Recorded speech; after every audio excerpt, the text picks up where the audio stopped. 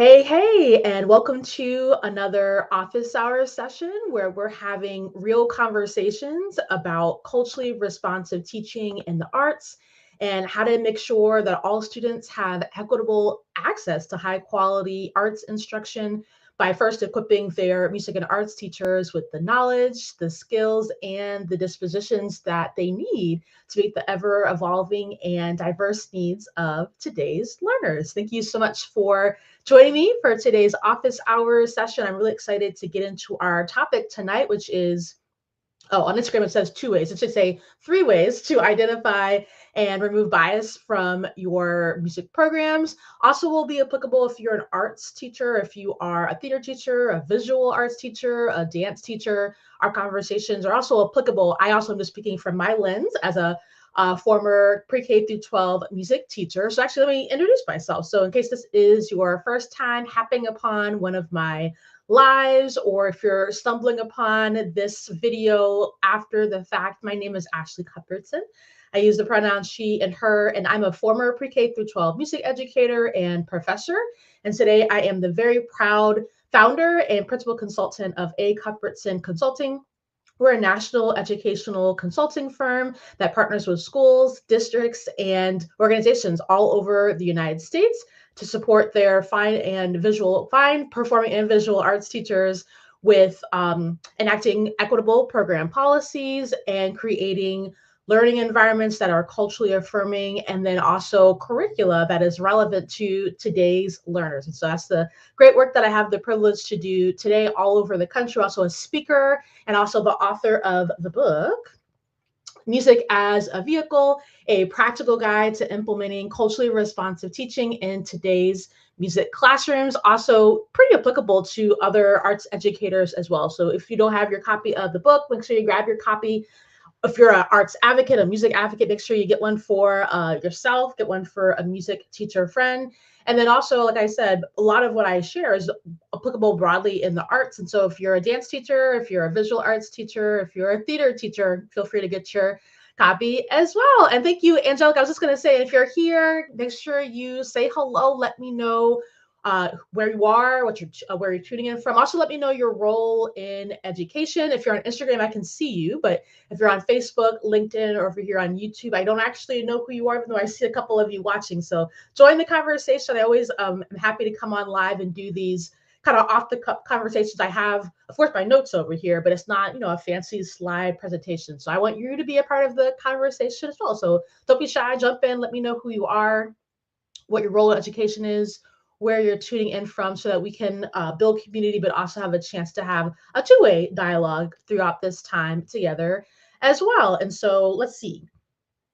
Let's just jump right into today's topic. So I shared, I'm an author of a book. We actually launched my book in October. So we're about like a month and a half or so since the launch of that first book. And so I've been working on it for obviously many months ahead of that. And so it's been hard for me to like really want to sit down and read a book. I've been doing a lot of like audio books, which is not new for me. Actually, I feel like the older I get, the less I fight the urge that I have, which is I love to read, but I don't always love like the physical reading. And so I feel like I'm fighting less and getting into audiobooks more. But then especially these last, probably since April, it's been like kind of grind crunch time for the book to make sure that we got it out in October.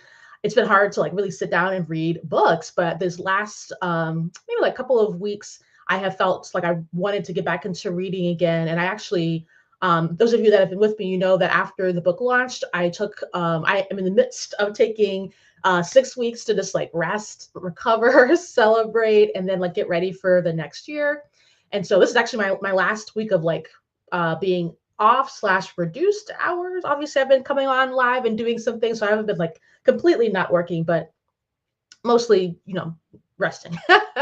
And so before this, I knew I was going to take obviously that time off, and I was thinking, what am I going to do with my time off? What am I going to do with myself? Well, I haven't really been reading. And so I bought a couple of like physical books and some audio books that I haven't really like read until last week. So, and I wish I had brought it up here. I didn't. Let me actually pull up the title to make sure that I say the title correctly. It's by an author named Janice Gassam Asarde. Hopefully, I'm saying her name correctly. But it's been on my reading list for, yeah, here it is, reading list for a while, and I'm about halfway through her. I think this is her third book. It's called Decentering Whiteness in the Workplace: A Guide for Equity and Inclusion. Really, really great book. And if you have not heard of her, name is Janice Gassam Asade. Again, hopefully, I'm saying her name correctly. If you have not heard of her, really, really wonderful. Scholar, also a consultant in the equity space. I think she maybe recently went back to being a professor in the New York area. But like I said, I think this is her third book, but really, really great. It actually released a year ago, and I've been like meaning to read it this whole time. And so I'm about halfway through. So I will give an update when I finish the book, hopefully in the next week or so. But I'm about halfway through it. It's a really, really wonderful book. Of course, she wrote it. It's called, Decentering Whiteness in the Workplace. She wrote it from a lens of supporting people who are hiring managers or are in positions where they're hiring other folks into their organization or their company. But I think in education, there's lots. First of all, we have that in education too, right? People are getting hired. Oh, good. Sorry, Angelica, let me scroll back. I saw her putting in here. Oh, thank you, Angelica. Yes, it was definitely a need to rest and have some reduced hours. Oh, and right on time. It looks like Angelica's school, they did some unconscious bias training today. Oh, yes, for sure. Yeah, yeah, it's a really wonderful book. Have you finished that book, Angelica? Let me know. I'm about halfway through. Like I said, in education, we hire people also, but I think even specifically as educators in the classroom working with students, there's so many things that I'm also like seeing all these connections that I'm like, wow, this obviously she's not talking about students, young people, and teaching in classrooms specifically, but there's so many things that are definitely connections, and also things that if you just like swapped out, the word, you know, employee for student, like there are things that are make perfect sense. And so I'm really enjoying that the book, and recommend that you read it also. And then I'm sure the rest of the book will be fantastic because the first half has been really, really good. But as I was reading it, it's like last week or so that I've been reading it, it really made me think a lot about bias. Yeah, I always have books that I'm trying to finish. But it made me think a lot about bias in particular. And then as I'm thinking about, these office hours, I'm just thinking of topics as we go along. So let me know what you want to talk about next week. But I was like, this would be something really great to bring to our folks, and maybe really think about conversations that I have with music teachers, arts teachers, as my work has expanded beyond just music. As I said, it's broadly applicable to many other arts disciplines. And so a lot of my consulting clients, it's not just music teachers that I work with anymore. It's, their full visual and performing arts program. And so it made me really think about conversations, especially probably in the last, maybe like the last 9 months or so, that I've had with teachers, other folks that do equity and DEI kinds of work in education space. Maybe we think a lot about that four-letter word, that word bias, right? That I feel like it's one of those words, I know it's one of those words that when people hear the word bias, it immediately triggers these feelings, right? That word is a very much a heavy emotional word, but really bias is just the brain's shortcut, right? Your brain is processing like something like a million, or I forget the actual number, millions of bits of information at any one moment. But you're actually only, oh, my thing fell over. You're actually only like consciously processing like a very small fraction of all of these like millions of bits of information, right? We all have bias. And so the thing I always tell my teachers is, we're going to talk about bias, right? Let's first of all just get clear about what it is, because sometimes that's where the barrier is that people think they know what bias is, and then they hear that word, and then they have all these emotions that come up, and then it's difficult to kind of get past all of that. But a lot of times, if we just, I call it, facts are the facts, right? The truth is the truth. Sometimes just starting from that place helps people to immediately like lower that barrier wall just a little bit, because immediately often we think of the word bias and then we think of all these negative things, and I don't want bias. And it's like, actually, it's just a natural part of being a human being, because your brain is it's just a process that your brain does. The important part about bias is that you are aware of where your biases come from, right? And so in the trainings that I do that are specifically around both conscious and unconscious bias, that's where we start, is how do we first unpack where did the biases that you have come from? Because It's almost like, think of yourself when you're born like you are a computer or a smartphone, right? You don't have any apps on you. You have the capability to like have all these apps and applications and do all these things. But when you're born, you're kind of like, I don't want to say a blank slate because there are some like inherent natural things that are going on, but you don't have all those apps and programs programmed into you. Somebody or something or an environment does program all of those things into you as you go through life. And those are the things that drive your biases, both the things that you're very much consciously aware, right? The explicit biases that you have, as well as the unconscious and the implicit biases that you have.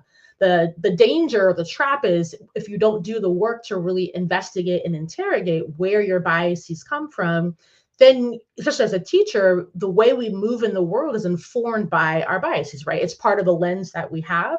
And as a teacher, an educator working with young people, if we are not very careful about being aware of what our biases are, where they came from, and then what to do to identify and then remove them, as we're going to talk about tonight, that's where we then have issues. And as I've been reading Janice's book, I was really thinking like, sometimes like people who engage in my work, I think sometimes we want to go around the hard work of like really developing that equity lens, really doing that critical self-reflection, developing the cultural competence. We want to jump to the repertoire, right? I think, was it last week that we talked about diverse repertoire? And we want to jump to last week was curriculum. We want to jump to curriculum and what lessons do I need to write and what concerts, what do I need to program on my concerts and what diverse, composers do I need? But actually the first step I always say is that you have to develop the lens first. And a major part of that is understanding your biases.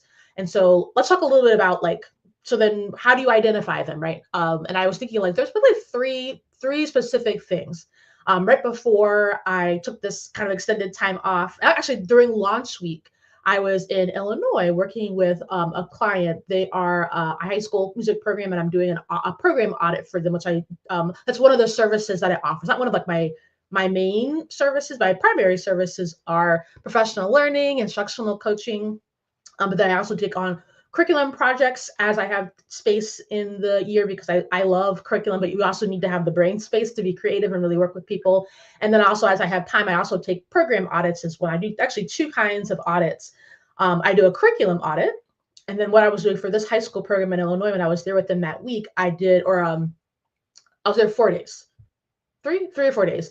What I call a climate audit. And so a climate audit is where, and I have in my company, we have a proprietary tool that I've created for how to guide this audit process. But the audit process really focuses, and if you have my book, everything goes back to the music as a vehicle framework, but the tool that I created is really focused on not any individual teacher, because it's not a teacher evaluation, it's a program evaluation.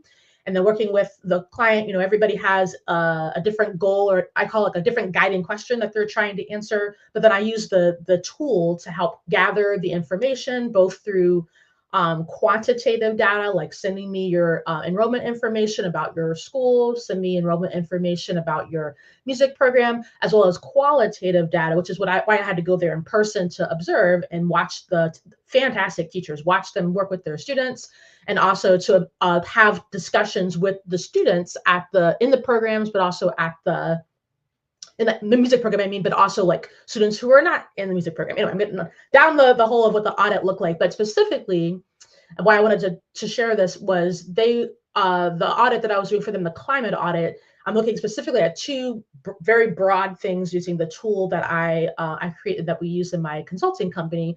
One, we're looking at to what extent do I see like cultural competence being demonstrated in the program. And then the second is to what extent is the learning environment hospitable to diverse learners, and not just diverse racially, but diverse in all of the ways. And in what way would a diverse learner feel a sense of belonging? And so when we're thinking about identifying bias, if you were to I just kind of shared a little bit about like the audit process. Those are really the three things, right? So first we have to look at the individual teacher, or in the case of a program audit, the program itself. What are some evaluative kinds of things that we're looking at? In my book, I call that critical self-reflection. Second, we have to look at the learning environment. And then the third is we have to then look at the specific curriculum and the curricular materials that are being used, right? And so let's talk a little bit more about those, because I was trying to think of like what is like the big, there's more to it than what I just shared, right? I just like super oversimplified, but I was thinking like, what are like the big three things I would want you, if you're watching this with me live, or if you're coming and watching this video later, like what would I want you to walk away with? I would want you to think about those big three. So let's think about the first one. So yeah, what are the ways that the diverse learners feel a sense of belonging? Because especially usually often when I'm doing the climate audits for folks, that's part of the kind of guiding question that they want answered is how can we make sure that our music or arts program, like the demographics and the kinds of students who are electing to take these classes, that they are representative of not just a certain subsect of our students, but that they are representative of our school community at large. So we have to make sure that, and not to go off on a whole other tangent, but how do we make sure that the kids who are naturally going to have an affinity for music and the arts, that they feel a sense of belonging, but also kids who have they have an affinity for it, but they might not necessarily see themselves in the program. How do we make sure that for both kinds of learners there, that they feel like that they have a place to be in that program? Anyway, I'm answering Angelica's question about making sure that diverse learners feel a sense of belonging, because the learning can only be so deep if you don't feel like you belong in a space, right? Like that's also human behavior. If I don't really feel like I should be here, I don't want to be there. And so like my brain is telling me to get out of there, right? So then my brain is so distracted with that feeling of let me get out of here that I'm not thinking about the learning, right? So we have to figure out how do we make sure that our kids actually feel like they belong here, so that they're not trying to leave us and run out the room, but they're actually wanting to engage deeply in the learning. So how do we identify bias? Well, first of all, we have to look, like I said, at ourselves. So how are we engaging in critical self-reflection? And this is a work that I work with my teachers who are in my my coaching program, and also my workshop series that's focused more on this piece, the developing a lens for equity. We look at that piece of how do we make sure that we are fully unpacking and understanding our biases past the surface level. And so and let me know, those of you who are live, if you've ever done any sort of unconscious bias training, like what your experience has been. My personal experience when I've been in many different kinds of unconscious bias trainings, implicit bias, and I feel like two things that I knew when I was going to lead this kind of training in my own consultant company that I was going to make sure I did not do. The first is it can't be a one and done. I find that often, in general, professional development is always kind of tends to be one and done in education, which I feel like is so backwards, because with a student, you would never expect that you would introduce a concept or a skill to a student one time and then they have it. But we do that with teachers. We introduce it one time in a 3-hour PD or 90-minute or an hour PD, and then we like don't have any follow-up, right? So first of all, for unconscious bias training or implicit bias, it cannot be accomplished in 3 hours, because like I said, when you're born, you're like that smartphone fresh out the box, or that laptop fresh out the box. You don't have the apps and the programs, right? But over many, many years, all of these things have been programmed into you that make you who you are. We're not going to address all that in a single 60-minute, 90-minute, 3-hour session, right?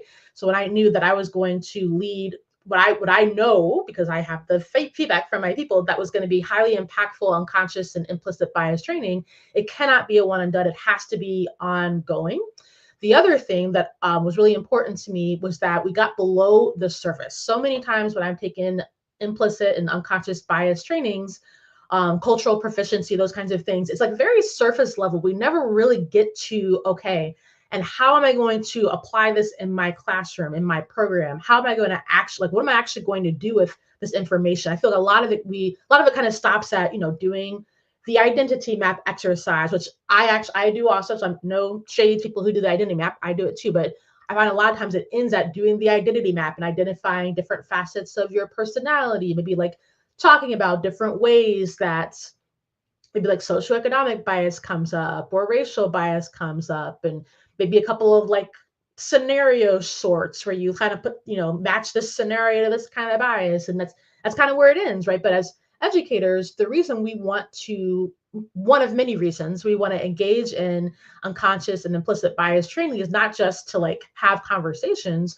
It's because we want to make sure that we are actually taking action in our classrooms to identify and reduce bias and occurrence of bias in the instruction and the strategies in the learning environment as we're working with our young people. And so when I developed our instruction, unconscious and implicit bias training, which I actually don't call unconscious and implicit bias because it's so much more than that. We refer to it as the critical self-reflection, and there's a series of things that happen with that. It's not just us having conversations and talking about, your feelings and your identity, although that is part of it. But then also, what are we going to do now that we've learned these things, right? So I encourage you, as you're thinking about, well, how am I going to identify the biases that I'm bringing to my classroom? Really think about how you can unpack it, right? So I'll give you an example. So I know for me, there's different experiences that I've had, right? The biases comes from your brain making shortcuts. It's just making assumptions because of an experience that you've had or because of what people have told you, right? Like maybe you've actually never had a negative experience with, I don't know, a particular student, but because teachers talk in the teachers lounge, you have been told that this particular student or maybe this demographic of students, they're always cutting up, they're always doing this, that, and the other, even though you have not maybe not yourself encountered that with your own work with those students. Because you've been part of that conversation, you have this this unconscious thing that's happening. Oh yes, you got to follow up with learning and community circles. I love that, Angelica. I think that's so important to have the follow up.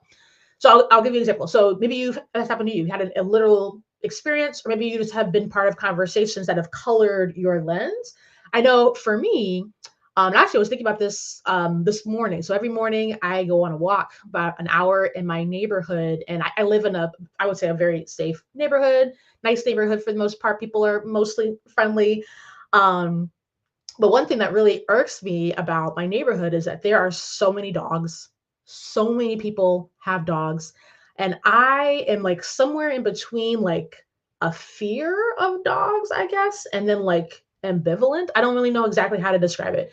I'm not like inherently scared when I see a dog, but there's like something happens, especially if it's a large dog.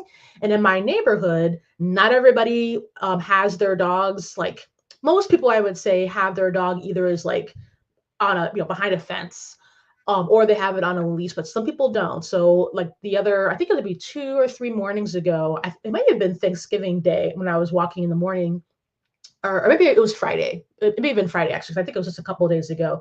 I was walking. I have like a kind of loop I do all over the neighborhood, so it winds up being an hour. And I was walking down one particular street that I don't normally walk down, but I've been kind of experimenting with different routes because some routes are more hilly than others, and I like the incline because it gets your heart rate up a little bit. So I've been experimenting with different combinations to like kind of get that happening.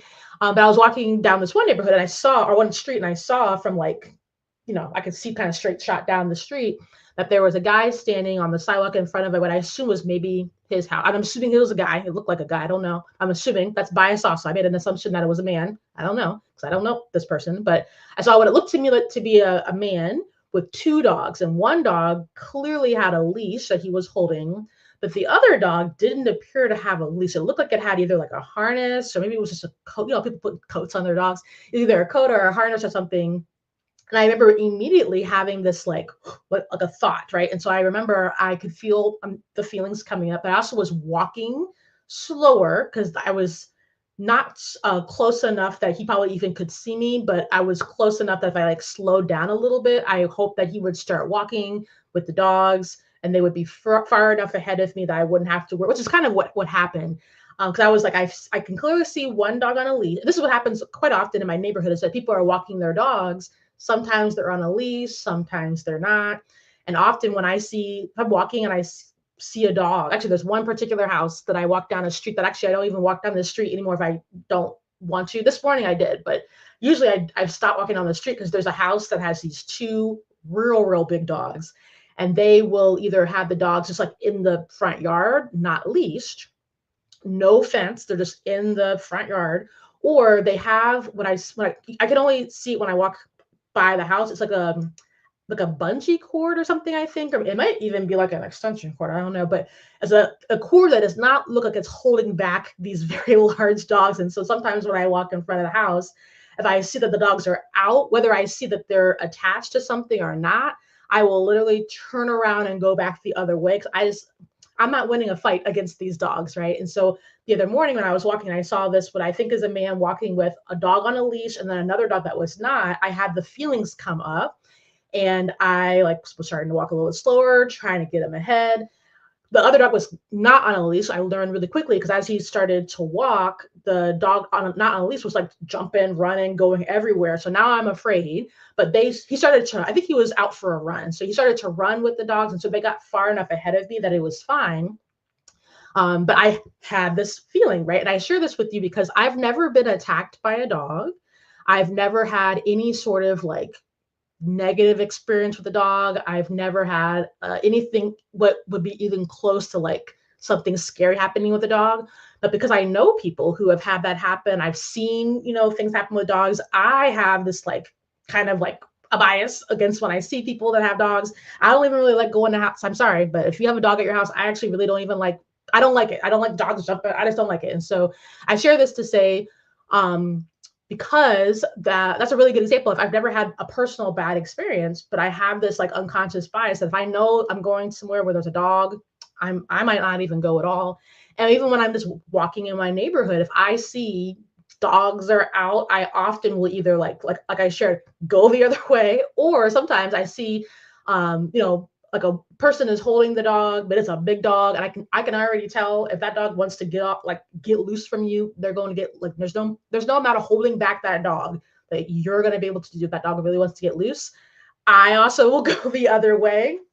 Oh, thanks, Angelica. And so I share that to say that when we're thinking about our own biases, right, we have to be really aware of where they come from, why we have them. I am very clear that the reason I have this, like I said, it's not necessarily a fear, but it is definitely a bias. I don't want to say against dogs. I don't hate dogs, but I don't like them being loose. I think it's because I have encountered too many situations where I don't know what's going to happen. I think that's probably where it is. And likely you have had something like that happen to you as well. Bias isn't just about the racial, the gender part of it, although that those are kinds of biases. But what I just explained to you about my experience walking in my neighborhood with dogs and going to people's houses that have dogs, that is also bias as well. And as educators, it's important for us to understand, not just that I have it, but I know I have this thing with dogs. I don't really love going places where there's dogs, but I also understand where it comes from. I know that it comes from, I've seen things, I've never experienced it myself, but I've seen things happen, right? And as an educator, you probably can think of something where this is not something you directly experienced, or maybe it is, but you probably have things that are both things that you've directly experienced, and this is why you have a bias around it, and then things that you have indirectly experienced through somebody else's experience, them sharing, where you also have biases around it. As educators, it's really important as we're affecting what's happening in our classrooms with our students. I'm trying to stay safe. That's right. The bias is, my brain is trying to make sure I stay safe in that situation. It's important that we understand where those come from, right? So as you're thinking about how do I really unpack my own biases, really consider, first of all, who you are. So I gave earlier that example of the identity map that I do as well in my own trainings. The identity map is a great place to start. If you're not familiar with the identity map exercise, it's essentially you thinking about what are all the things that contribute to you being you. So like for me, I would say, well, I am a cisgendered woman. I am a wife. I am Black. I wear glasses. I live in the suburbs of a major city, so like suburban, but also kind of urban. I am an educator. I'm a musician. I am a speaker. I am an introvert. Like all the things that make you who you are. The identity map is a wonderful, wonderful place to start. The problem is I often see that that's kind of where it ends. Is we do the map, we talk about it, we have a discussion, but then we don't go the next step, which is, okay, well, I've identified all these facets of who I am. And if you're going to do this, I really encourage you to think super expansively. But I've done like live identity mapping with folks.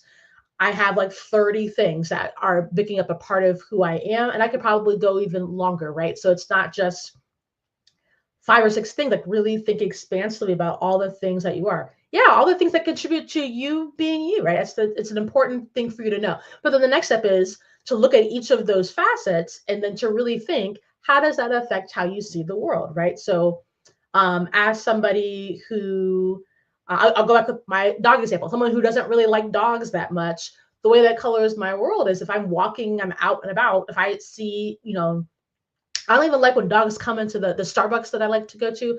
I don't like, they're dog friendly. I don't even like when dogs are coming in the Starbucks, right? Like if I go in there, I see there's a lot of dogs, I'm going to pick a place, not right where all the dogs are coming in and out, right?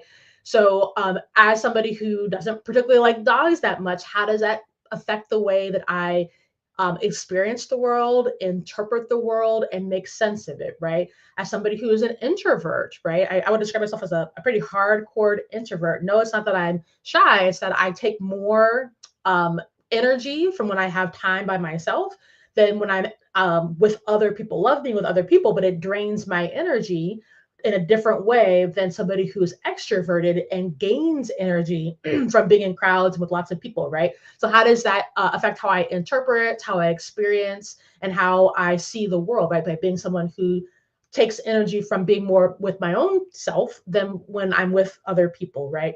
And so that's the stuff I feel like often I don't see in a lot of unconscious or implicit biases is we identify all these multifaceted parts of our identity, but then we don't go through to really say, and how does this affect me, right? As somebody who grew up, what I would say like middle class, middle, maybe even middle upper class, and I was as an adult, I would say we're definitely middle upper class. My husband and I, that affects how I see the world as well, right? I did not grow up poor. I didn't grow up um, having to experience things that I know students that I have worked with have experienced, as far as having insecurity over where their food is going to come from, or not being sure of I'm blanking out on the word. My last school where I taught was at a place where, and help me out if you're thinking of this. There's a term that I'm like, it's like out of my brain, where there's so many fast food restaurants, but not like, food desert. So lots of fast food, like plenty of food, fast food restaurants, mid-tier kind of grocery stores, but not a whole lot of like fresh, healthy kind of food options. Like it was much easier to find a McDonald's or an Arby's or a Burger King than to be like, well, where's the grocery store kind of thing, right? That's a different kind of experience than for me as somebody who there's lots of grocery stores, lots of healthy food and farmers markets and things and stuff where I live. That's a bias, right? So if I'm a teacher and I'm not aware of like how my socioeconomic status, both currently and how I grew up, affects how I see the world, that is going to show up in my classroom, right? It is that, yeah, Angelica, I agree. It's definitely a privilege to be cisgendered and upper middle class. And then even further than that, society further privileges us who are cisgender and upper middle class in policies, procedures, and systems, right? And so to be aware of when you are somebody who is when you are identifying, and it's not going to be all the same, right? But some of my identities are dominant, right? Like being cisgender, being upper middle class. But then some of my identities are minoritized, like being Black, being a woman, right? And so being aware of how do all of those things enter. And again, this is where I see a lot of trainings kind of like don't go this deep, is how do all those things affect you, the way that you interpret, interact, experience the world? And then as a teacher, how are we seeing those things show up in my classroom, right? So as a teacher, as a young teacher, and I taught in DC when I was first starting out, right? And I taught in, if you're familiar with DC at all, I taught in Columbia Heights before it was gentrified, really. I don't know another way to say it. I had a very, very different experience as somebody who was coming from the suburbs, driving into the city, and then going to this area of the city, working with students who were living 2, 3 families in an apartment. That was a very different kind of life than my life driving from the suburbs into the city. I had to be really aware of, okay, I taught general music, choir, and band. So I had to be really aware of, like, with my band students, that's where I learned, like, okay, like actually I need to make time during the school day for my students to practice their saxophone, because it's actually really not practical for them to be practicing their saxophone in their, 2-bedroom apartment with 3 families, and every family's got 2 to 3 kids, and multiple parents and aunts, like that. It's not practical for me to think that my students are going to get any kind of quality practice time at home. It was a privilege for me growing up that I lived in a single family house. We had multiple bedrooms, and we had multiple areas outside of the bedroom where if I wanted to go practice, I could go practice and not be interrupted or be an interruption, right? So I give that as an example of, sometimes I think when we're not thinking deep enough about how our individual identities are affecting how we interact, see, interpret the world, it's really easy for us to then bring those biases with us into our music classroom, our choir classroom, our theater classroom, right? And make an assumption that our students have a similar experience, or that they'll just get it because it's normal for you to think that those things, right? It's normal for me to say, oh, well, of course, like, we're going to work on this passage tonight or today in class, and then tonight you're going to go home and you're going to practice that. Well, actually, that might not make sense for some of my students if I'm not aware of how they experience the world, right? So how then does that affect my learning environment, which is the second thing, right? So 3 ways to identify bias. First, you're evaluating yourself. If you're just coming on, we're talking about 3 ways to identify and remove bias for your music program. I see a few more people jumping over here from YouTube and Facebook. So let me know who you are, where you're tuning in from, and your role in education. And definitely make sure you go back and watch the beginning part of this, the replay of it when I post it. But I'm sharing that the first way to really identify, and I'll talk about how do you remove it as well, but how do you identify and address biases? You have to first be aware of yourself, right? And Angelica has shared, the assumptions that maybe they don't care about practicing, but actually they're in a home environment that just does not have the kind of space that me, as someone who grew up in a house that had plenty of, non-bedroom kind of spaces, or maybe non-occupied spaces might be a better way to say that, making the assumption that, well, they just need to go home and practice. Well, actually, that may not work for them, right? And so in that instance, at that example, the way your policy around practice and your expectation around practice is where your bias is coming up from, right? And then I also have teachers who will, when I use that example, will say, oh, well, I'll just make sure that, because I remember growing up when I played flutes, and I remember being in the band in like 6th grade when I started learning the flute. It was like practice logs you had to do every week. And let me know if you still do practice logs, or if you do them. But I remember that every week we had to like keep track of how much we were practicing each night. Our parent, our guardian had to sign off, and then you turn it in. That was part of your homework for being in band. I know a lot of people have started to do away with that practice because of this specific bias. But then another thing I'll present to you as well, even if you're someone who has removed that practice requirement, is even if maybe you're not requiring students to log their practice time at home and bring it in for a grade for the class, how are you adjusting your policies and your practices in your rehearsals to reflect that change, right? Just removing the need for them not to have to do the practice log is kind of like very surface level, because they still have to learn the things, right? They still have to practice. So how are you really removing the bias all the way? Just having them not do the practice log is not really fully removing the bias, because now the child is just not practicing, and you don't know about it. You don't really know even if they do a practice log, because sometimes my mom would just sign it even if I didn't practice, right? But what are you really doing to change how your rehearsals go? Right? If your rehearsal is relying on the fact that you are thinking that kids are going to practice and they just figure it out, if you're assuming that they're going to be able to do that, that's how you are building up your rehearsal strategy, right? So a rehearsal on Monday, we're going to introduce this. When they come back on Tuesdays, they should have practiced. Well, if you're moving about that they have had to have done all this practice, but you have students who like actually can't practice at home, even though you've removed the requirement for them to do the practice logs, you actually have not removed the barrier that your bias presents. Removing the barrier would be that you provide time during the school day for kids to be able to practice. You provide time during the rehearsal for kids to be able to practice. Maybe your rehearsals just have to move a little bit slower so that you have built-in time to be able to do that, right? That's the difference between saying, well, I just stopped asking them to do practice logs, versus I changed my policies to be responsive to the needs of my students, knowing that not all of my students have the ability to practice at home. So thus I need to do my rehearsals differently. Hopefully that makes sense.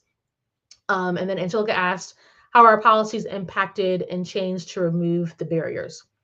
Oh, did I just answer that? Let me know, Angelica, if that makes sense. I think I kind of just answered it with that example where, okay, we're not asking them to do the practice logs anymore, but if I'm still teaching like they are practicing, but I know some kids don't have a place to practice at home, I need to actually change my, really as a practice and a procedure, right? I need to change my practice as the band director, let's say, that in our rehearsal, we're going to have dedicated time for kids to be able to get a little bit of practice time in. Or I know in many high school departments, in middle school too, I've seen this, where there's practice rooms where kids can sign in or out of practice rooms during like their, I forget what they call it, like their free period or their study period, right? So what are the other things that you're putting in place to still make sure that kids have practice time if you're going to require that in the way that you teach? Or maybe you don't require that they practice outside of the classroom at all. I took that approach with my students when I learned that. I was like, I actually cannot expect that they're going to practice at home because it's not an equitable expectation. Some students did. I'll make it sound that every kid didn't have that option. Some did, but many of them did not. And for me, even like one child not having the option to be able to practice at home means that something needed to change. And so I knew that in my beginning band rehearsals, especially, I had to make sure that when I was thinking about like the time allocated to different things, I had to always allocate time, usually in the middle and towards the end of our rehearsals, to make sure that they had practice time. Otherwise, we were never going to progress. We were always going to be kind of stuck in the same place. So hopefully that makes sense and answers that question. I just had to do things differently because I knew that they weren't going to be able to do that.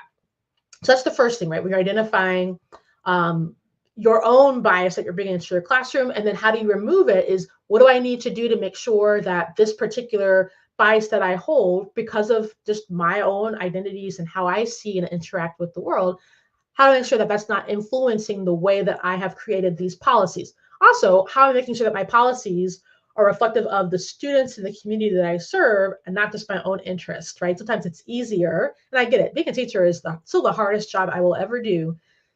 So sometimes it's just a matter of like, I'm just trying to survive, right? So sometimes I know policies and procedures are just out of teachers just trying to make it day to day. But then also which is part of the work that I do with my teachers that I coach, is how do I get them from house is on fire, now we've put the fire out, and now how do we make sure that the fire we don't have further fires that happen in the house? Meaning, if the fire is that this teacher needs support around learning an environment because there's so many disruptive behavior. Yes, being an educator is so hard. Hardest job I'll ever do, for sure, for sure. Even as a business owner, teaching is definitely hard, for sure. But if I have a teacher I'm working with, and with them, it's their goal is around how do we make sure that learning is smooth, our lessons are smooth, because there's so many negative behavioral disruptions that are happening. Well, that means we need to look at the learning environment and likely also the curriculum. Actually, I saw today on Instagram, right before I came on here, a really, really great quick reel that, if you don't know him already, his name is Dr. Sean Woodley. Does a fantastic speaker, consultant. He's based out of the Atlanta area.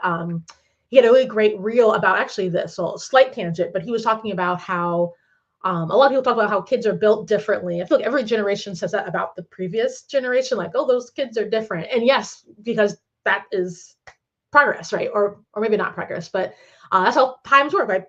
Things are invented, different viewpoints are embraced, different learning and knowledge is available. So it should be different with every generation. But he was saying that, people talk about how kids are so easily distracted, they can't pay attention. And he said, actually, I don't think it's that kids are easily distracted, that they can't pay attention, that they get bored easily. I think it's that this generation of kids is not going to tolerate not having instruction that is engaging and not having instruction that is relevant. Like, they have a lower tolerance. I thought it was so brilliant. If you want to find that reel, his name is Dr. Sean Woodley. His brand is called Teach, Hustle, Inspire. Probably the best reel I've seen. Like, what was it, 90 seconds? Best 90 seconds I've seen on the internet in like weeks. Because I was like, I have been thinking that. I have not had I wasn't articulating it in so clear of a way as he did. I was like, that's exactly what it is. It's that these kids today are not going to put up with being bored. They're going to let you know. Anyway, and so that's the first way. How do we make sure as educators we are doing the work on ourselves to make sure that we understand where our biases are coming from, how they affect the policies, procedures, and practices that we're enacting. The second thing, oh, Sean with the U, Angelica. It's the second one you had, Shaun, Sean Woodley. And then Woodley is, let me double check. I'm pretty sure it's Woodley. Let me make sure. And he has a book. He's a couple of books. Sean Woodley, wood, like the tree has wood, Ly. He has a couple of books also, including one that he put out, I think it was last fall. Really, really great person to follow. Great insights if you don't already know about Sean Woodley and his brand, Teach, Hustle, Inspire. So second thing I want to talk about, I'm looking at the time. I meant to only be talking for an hour. I went on a long time just talking about that one thing. So maybe I'll save these, the third one to get deep, but I want to still share the other two things. So the second thing is we have to look at the learning environment.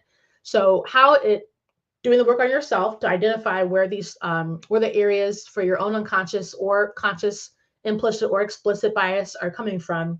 We have to look at the learning environment because your biases are going to affect that as well. So in my learning environment, in what ways am I utilizing culturally proficient practice? And culturally proficient practice is really all about how do we make sure that everybody has equitable access to success.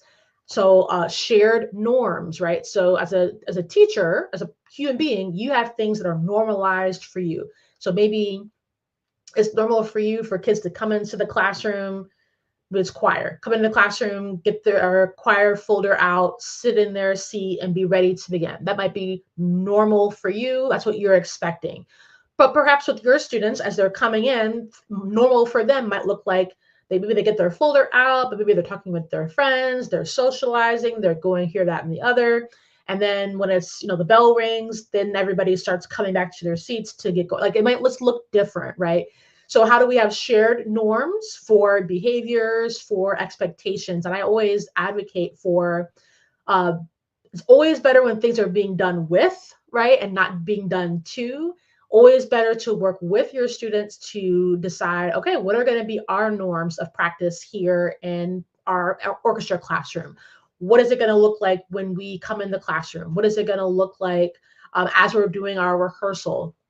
Recently, when I was doing some observations of that high school program, it was very clear that all the students were like, they knew what the expectations and the norms were for coming in the classroom, getting ready, the rehearsals themselves. Like it was very clear, right? So how are you working with your students to develop those norms, expectations, so that whatever they are, right, that everybody has a shared language that they're using? A lot of times the problem with, as we're trying to implement more culturally proficient practice, is that it's only culturally proficient to the teacher. It's not culturally proficient to the students, right? So the teacher knows what the norms are, but the students don't have that same shared norms.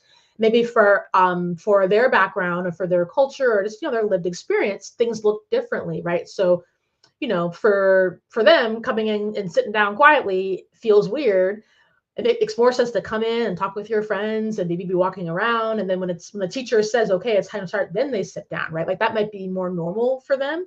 It might feel uncomfortable for you. So how are you working with your students to decide, well, what are we going to do so that everybody in here knows what those expectations are, rather than some kids getting punished because they're acting in a way that feels normal for them, and then kids are not getting punished because they're doing what you expect. Hopefully that makes sense, right? So what are we doing to share knowledge around what those norms are, what those expectations are? And then also in our learning environment, how are we making sure that students feel that sense of belonging, which I feel like I probably shouldn't even start, because I can go on and on and on about how do we make sure that we have a sense of belonging, which is not the same as welcoming students. Because I can welcome you to this live.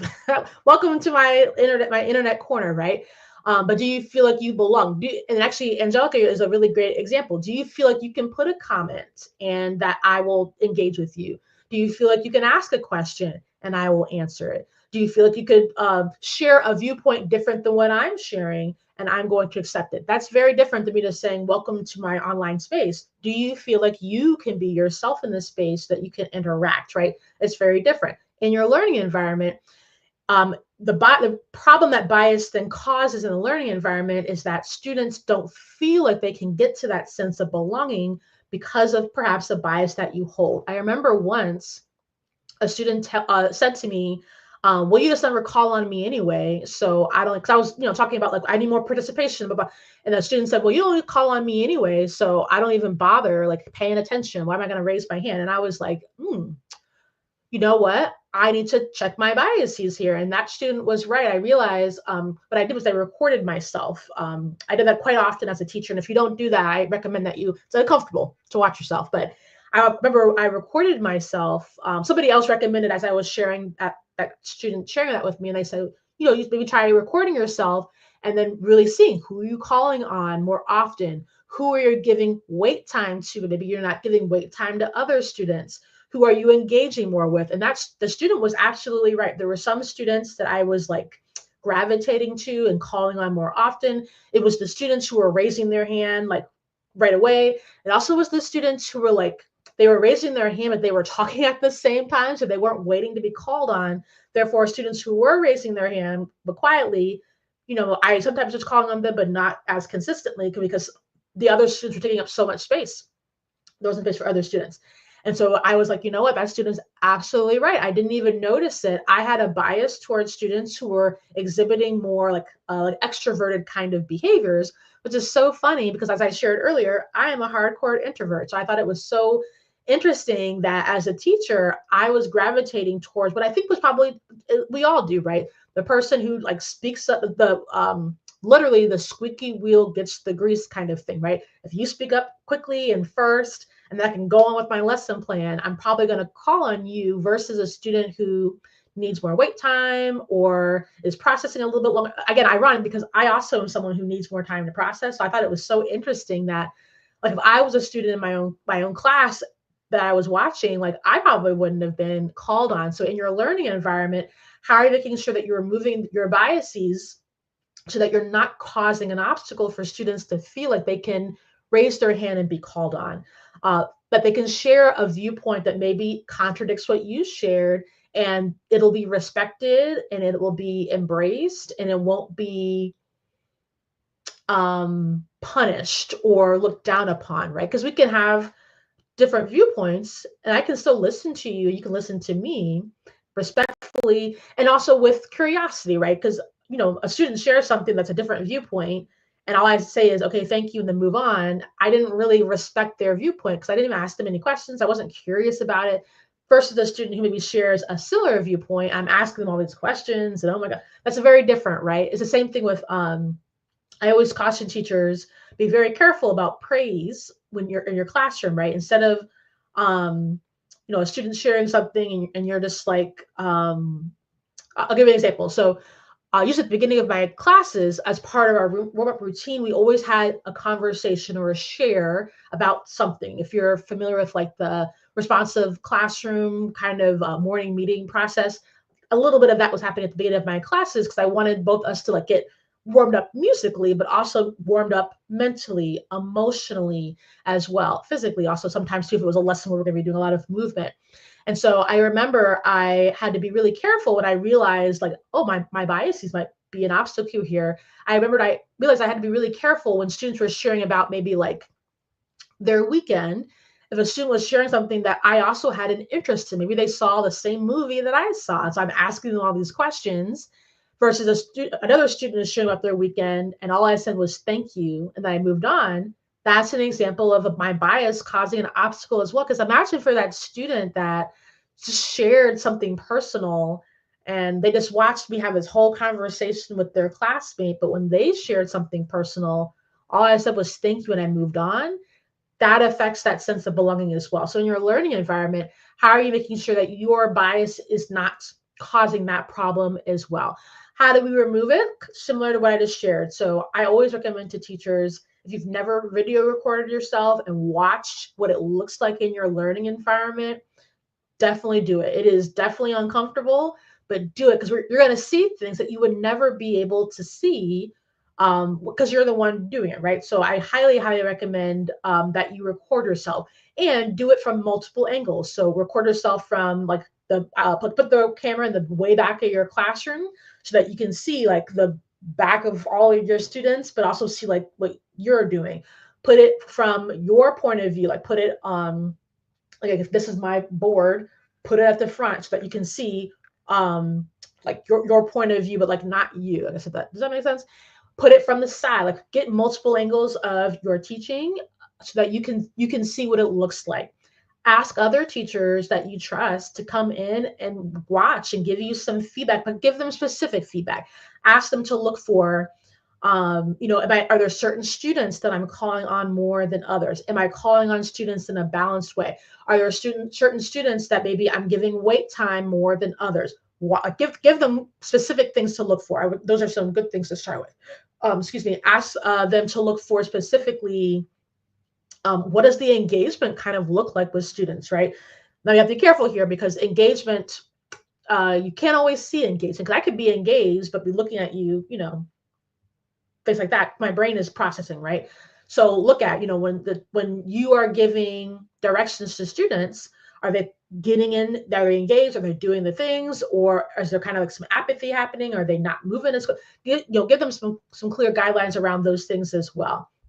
Additionally, like I said earlier, you want to work with students to develop those shared understandings around norms and expectations of behavior. So make sure that if you're having somebody come in and watch you, make sure that they know what those things are, and then ask them, to what degree am I enforcing those norms and expectations of behavior equitably for all my students? And if there are certain students that I'm maybe not enforcing that the way I am with others, like that would be something that you would want to ask people to do.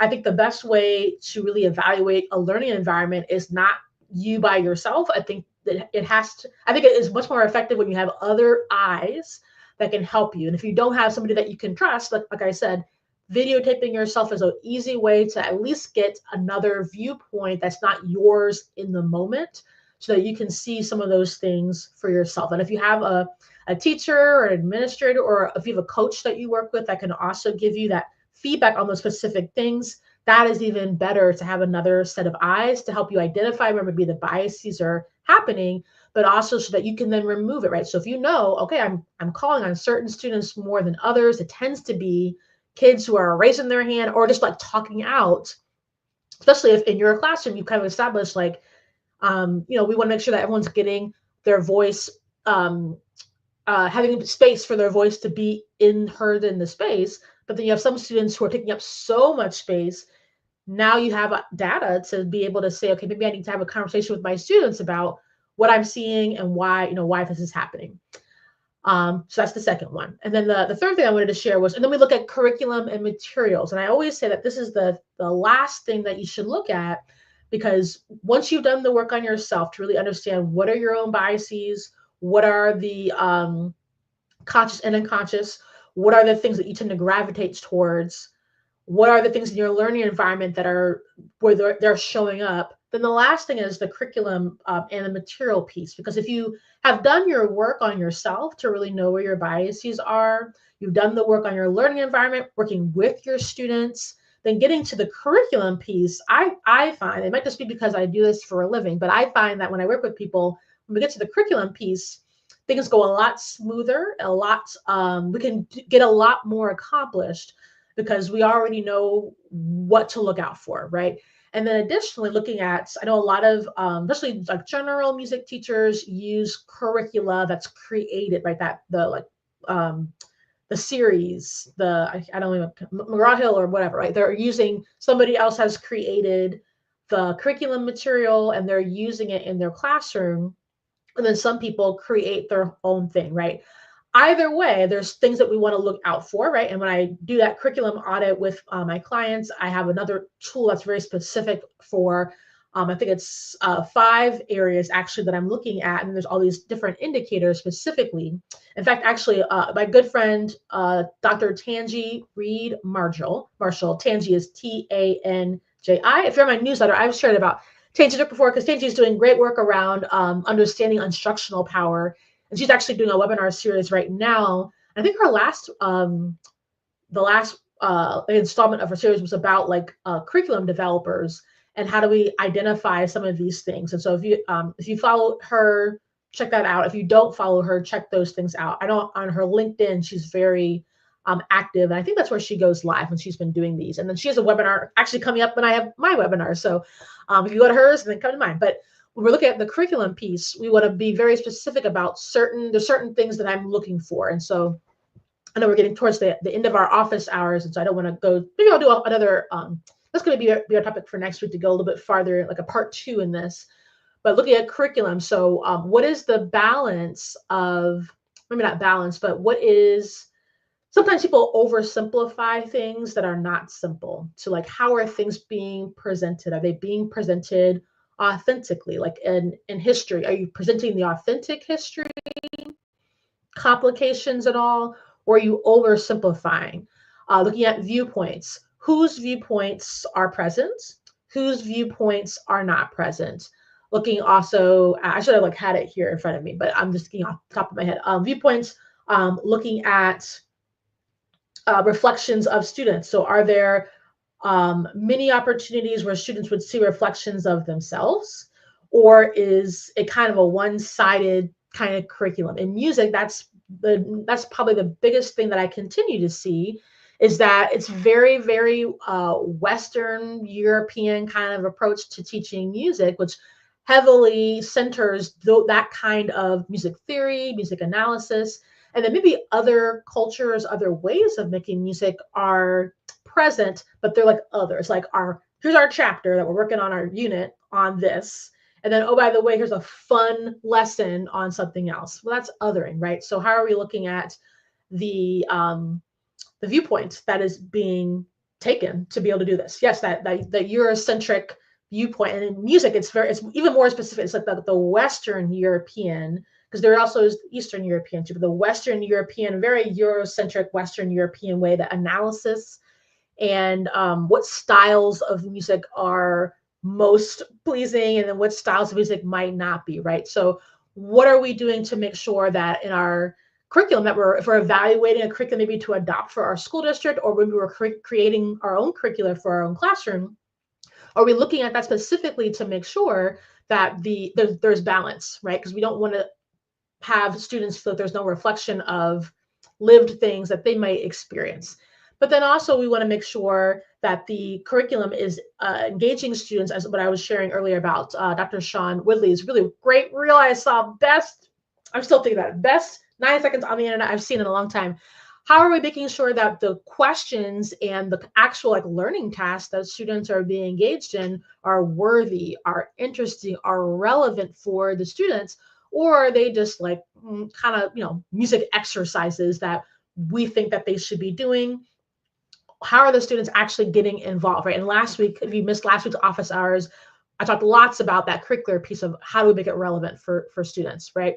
So yeah, I expect maybe I'll come and do a part 2 of this, because I know I try to keep these to about an hour, and I went on and on and on about that first part, right? And then I know I kind of went through the last 2 quickly. So let me know if you want me to do a part 2 and go a little bit farther into how do we identify, especially the curricular piece, because I feel like that, like I said, that's a whole audit that I do. That's a whole thing.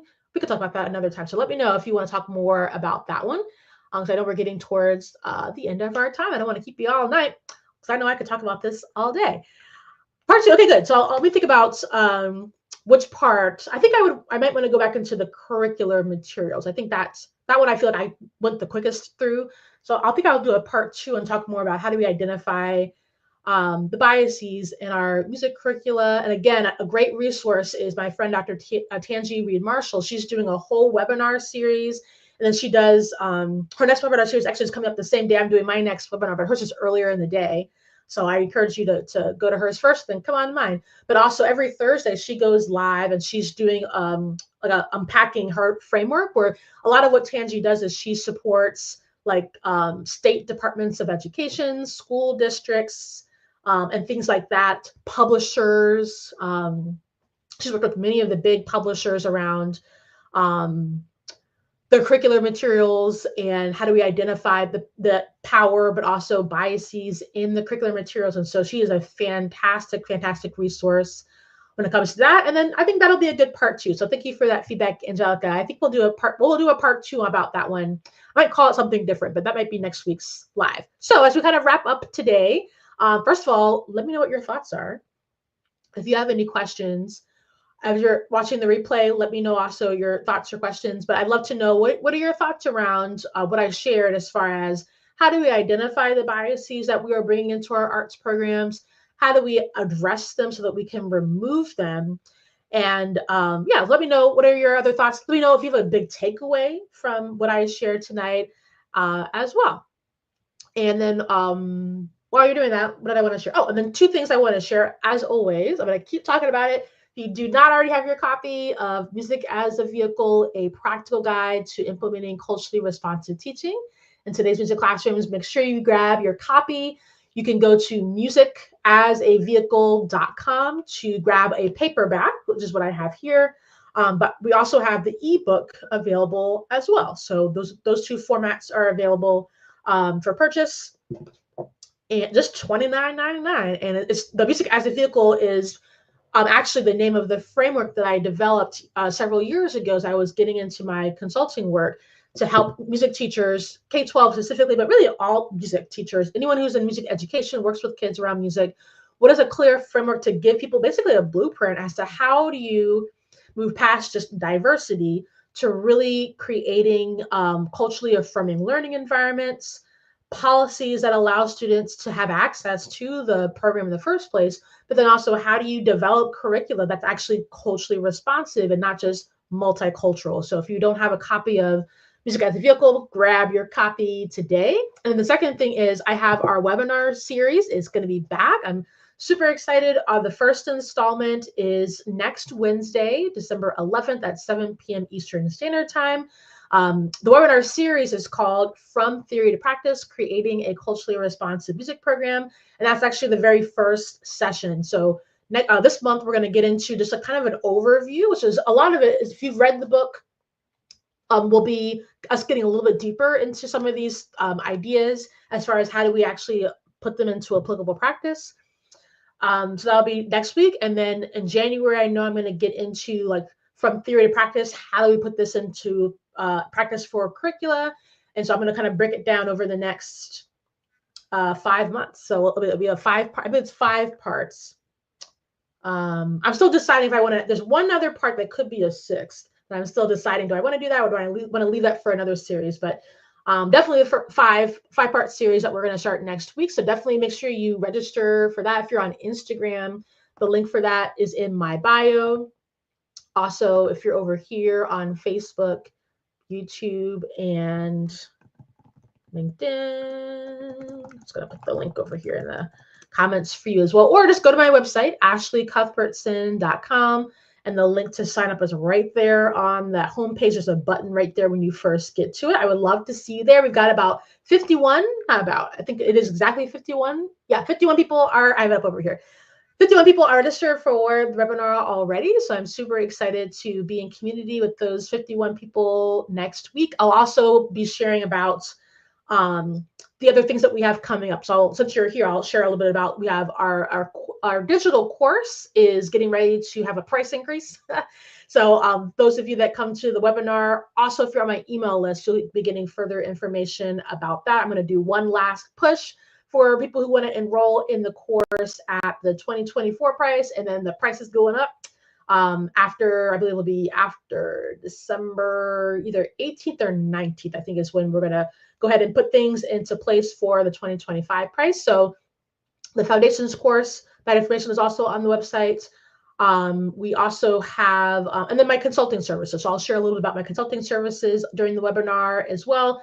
Information about those are also on the website. So at any time, just head to ashleycuthbertson.com. You can get all of that information there.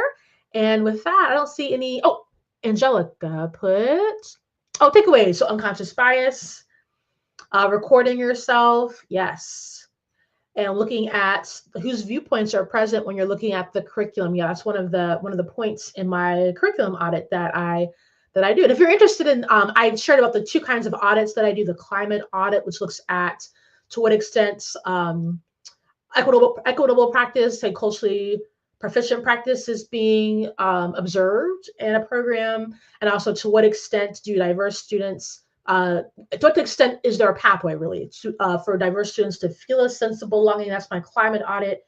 And the curriculum audit is for all the other things. Look at your curriculum. To what extent, I'm trying to think of what is like the overall guiding question. To what extent does your curriculum demonstrate culturally responsive and relevant pedagogical practice? And then, of course, we have all of those points in my tool. So let me know if you're interested in that. I do have some space.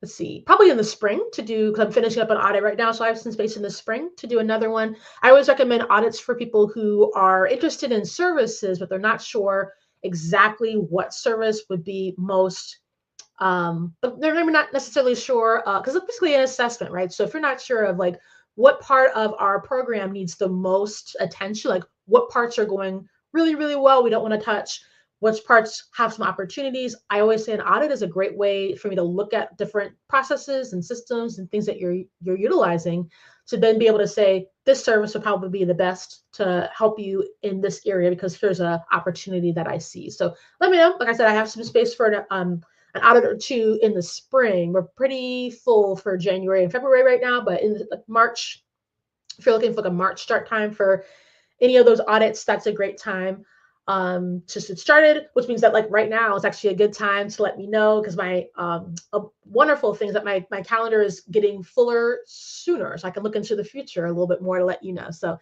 you're interested in any of those things, or if you just want to talk more about any of the points that I shared tonight, let me know. I'm going to be back again next week. Next week I am I'm traveling, because next week we go back to regular hours. So I'll be traveling, and so I know I'm not coming. What day did I say?